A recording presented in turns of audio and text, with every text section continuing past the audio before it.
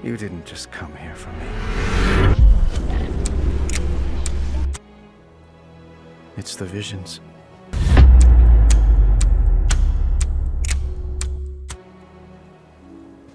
You've seen them.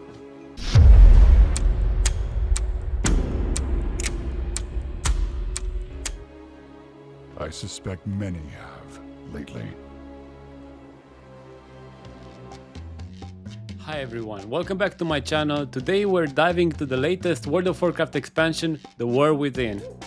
We'll be looking at the biggest class changes and identifying the top PvP arena classes.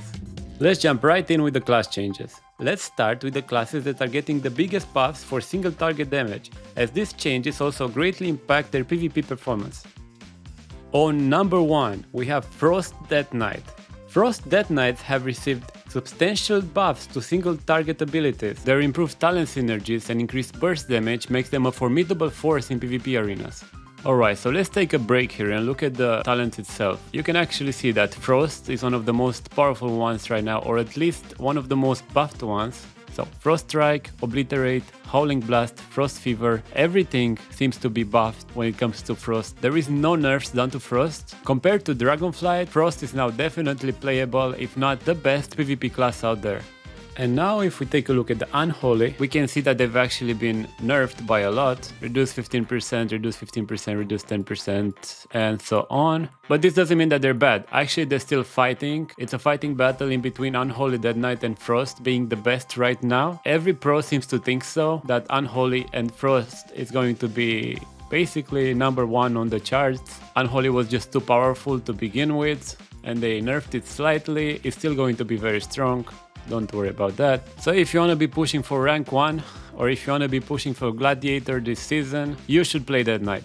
Okay, I want to make a break to tell you that the upcoming classes are not going to be necessarily the strongest ones, but they are the most buffed ones compared to Dragonflight. So they're still going to be much stronger, but they are not going to necessarily reach top 3.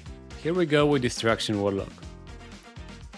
Destruction Warlocks have seen improvements in Chaos Bolt and other key spells, increasing their burst and sustained damage. This makes them incredibly powerful for arena matches. Affliction looks really good, but sadly, from what we've seen from streamers and YouTube videos, it seems to do much worse than Demonology and the other one, Destruction. Right now, Destruction and Demonology seems to be much better. Demonology might be slightly better, but there is nothing much to say than Destruction is definitely the most buffed one because people weren't playing it before. They increased the Chaos Bolt damage by a lot, so it could be used as a cheese / a lot of damage at once kind of deal. It would be very fun to play, but if you want to go with something solid, of course go for Demonology. Alright, so we're moving on to Mage. Frost Mage, as we all probably know, is at the moment pretty OP. Frost Mage used to be very good. Used to be very OP actually. They buffed Icelands by quite a lot, but they debuffed it and now it's still OP, just not as good as before. But this is nothing compared to the buffs of Arcane Mage. Arcane Mage got a huge rehaul. Everything is buffed. Arcane Orb by 15%, Arcane Blast by 8%.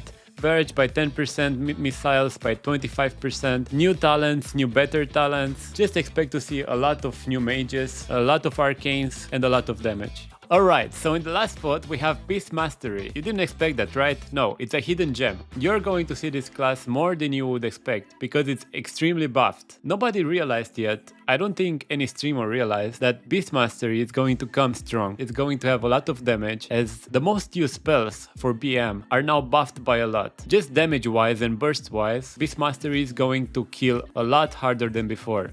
Alright guys, now I will be showing you a brief tier list on what's actually the strongest classes and specs to play, not based on buffs but on pros' opinion and my own experience. Starting off with the top tier, S tier classes. First up, we have Frost and Unholy Dead Knights. It's obvious to everyone that these are the most buffed classes in the upcoming expansion. They deal massive damage, they are incredibly hard to kill, making them undeniably the top 1 for everyone. If you're looking for a powerhouse in PvP, Dead Knight is the way to go. Next, we have Elemental Shaman. This class does insane damage, especially with its abilities proc. Plus, they have healing based on damage dealt with other crazy buffs. This class is so strong right now that it will probably get nerfed soon, so ride that wave while you can. Another S tier class is the Assassination Rogue. Not everyone agrees with this, but I think just like the Beast Mastery Hunter, it's going to take people by surprise. The buffs it received are just right to give it a great power in PvP. Next up in S tier we have Demonology and Destruction Warlocks. Both specs have received substantial buffs that enhance their damage output and survivability. Demonology Warlocks excel with their powerful sustained damage, while Destruction Warlocks bring massive burst damage with their Chaos Bolts. Alright, let's jump into the A tier. To begin with, we have the Frost Mage. Despite some nerfs, Frost Mages have incredible control and burst damage, making them extremely powerful in PvP arenas. In the new expansion, you don't even have to cast as a Frost Mage, basically most things are instant. Now the Affliction Warlock. This spec might be the weakest among Warlocks, but is still very strong. Watching streams, it's clear that any Warlock spec can have a big impact on arena matches. It's only in A tier because the other specs are just that much stronger at the moment. There isn't much to say about Warriors at the moment. They seem to do a lot of burst damage and they seem to not die very quickly. They seem to be pretty solid for the moment being. In my opinion, Arcane Mage will have a significant impact on 3 vs 3 arenas, probably on 2 vs 2 as well, but I still feel like Frost will be better. Balanced Druids will always be good, mainly because of crowd control abilities. The same goes for Feral Druids, who excel in mobility and sustained damage. It looks like Sub and Outlaw Rogue remain pretty much the same. It is a solid choice, but nothing special at the moment. Lastly, Retribution Paladins got just enough buffs to enter A tier.